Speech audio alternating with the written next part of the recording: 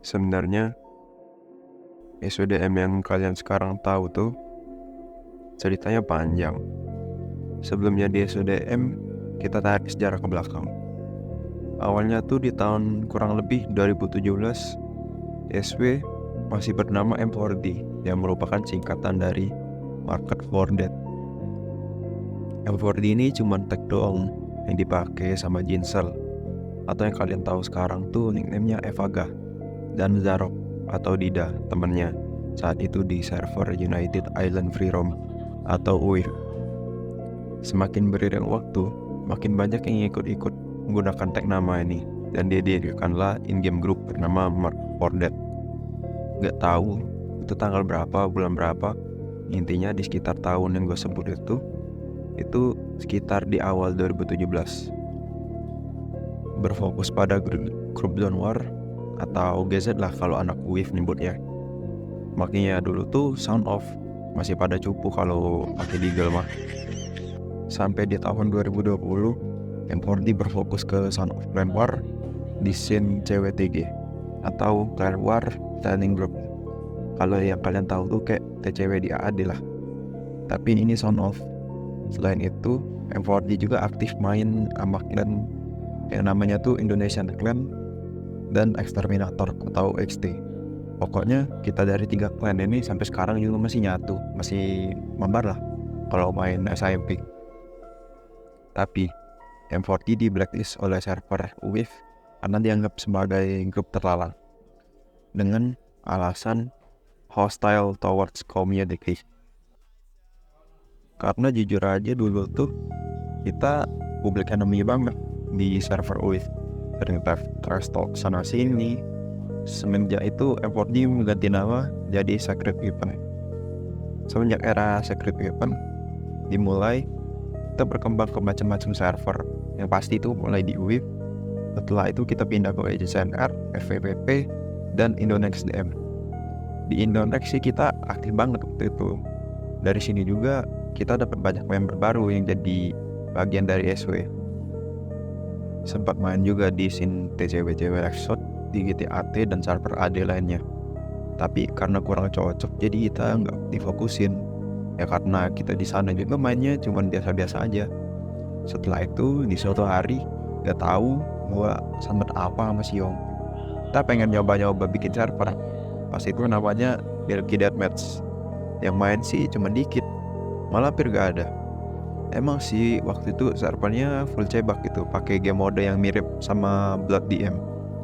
Cuman karena gak ada peminat sama sekali, kita coba geser ke hal yang pernah kita coba mainin sebelumnya. Itu juga atas ajakan Rehan atau yang kalian kenal sebagai R1, MRW77 atau Snow Drive. Ini nih orang ini. Jadi di situ kita buat server AD. Ternyata banyak yang penasaran. Waktu itu kita punya player 8 biji doang, kita udah senang banget. Karena gimana ya? Kita tuh punya server yang dalam tanda kutip aneh sendiri di komunitas SIMP Indonesia. Nggak pernah ada yang bangun server dengan game mode gini. Aneh lah gitu. Palingan ya cuma deathmatch, roleplay, free roam gitu-gitu aja. Nggak ada yang namanya attack and defense. Dari situ kita buat wadah untuk anak SIMP Indonesia berkompetisi. Mulai dari Secret Weapon Cup pertama kali yang diadain di bulan November tahun 2022. Banyak banget yang masih bingung, tapi mereka tetap mencoba memahami gimana cara menang. Walau juga banyak banget yang ketangkep nge-cheat. Bahkan dari circle-circle yang terkenal juga, berjalan setahun hingga 2023 udah banyak banget orang-orang yang ngerti konsep TCW di game mode AD. Jadi kita anggap misi kita untuk memperkenalkan hal lama di SIMP yang baru diketahui oleh player SIMP Indonesia itu kami anggap sudah selesai. Next, kita mencoba untuk buat server DM berdasarkan desakan banyak player Indonex yang merasa dicurangi oleh ownernya sendiri yang berinisial M. Udahlah, skip aja lah ini sebenarnya. Di situ gue dibantu oleh developer Indonex yaitu Yoga untuk buat server, Sino yang bantuin gue nyari bug walau gak ada player sama sekali yang bantu dia nemenin buat nyari bug. Terus Kirima yang bantu nge-fix bug di awal dulu, masih punya skill kalah. Maksud gue masih gak punya skill memadai untuk scripting di SMP. Makin hari player kita berkembang pesat. Kayak apa ya ngeliatnya, bener-bener kayak naik gunung gitu, dari pangkal nih naik ke atas, nanjak gitu. Masih ingat banget saking excitednya player sama SODM. Jam 3 pagi tuh kita punya player 60 stabil sampai siang. Dari pagi loh, dari jam 3 pagi gitu.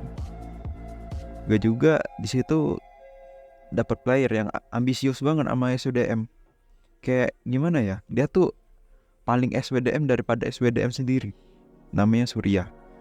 Dia dulu tiap hari betul gitu nge-PM-in gue, "Bang, kapan open admin, Bang?" Padahal gue di saat itu masih takut ngecewain yang jadi staff, takut SWDM ini jadi proyek gagal. Tapi mereka yang udah kontribusi banyak nih nanti malah tiba-tiba mati aja servernya gitu. Jadi gue masih ragu lah ngajakin si Surya nih. Nah tapi pada akhirnya gue rekrut dia jadi tim admin SWDM dari rekrutmen batch pertama. Pokoknya dia nih admin Android pertama kali yang paling aktif saat itu. Selain itu juga gue punya orang setengah hidupnya tuh kayak dia habisin buat SWDM doang.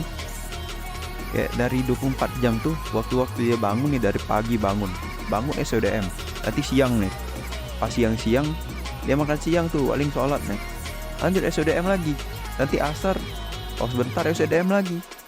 Nah tuh makanya gue bilang setengah hidupnya buat SODM tuh kayak gitu. Terus si Jerry sama Biofrost. Terus namun seiring berjalannya waktu, saat itu ada sebuah masalah yang ngebuat SODM selalu diserang, yang ngebuat player turun. Dari situ gue belajar banyak dan berbenah, dapetin koneksi di macam-macam komunitas, server non-DM dan lain-lain. Dan bener, kita berhasil bertahan sampai selama ini. Boleh. Ya, makasih buat kalian yang sudah berkontribusi. Maaf kalau nama kalian gak kesebut di dongeng panjang ini.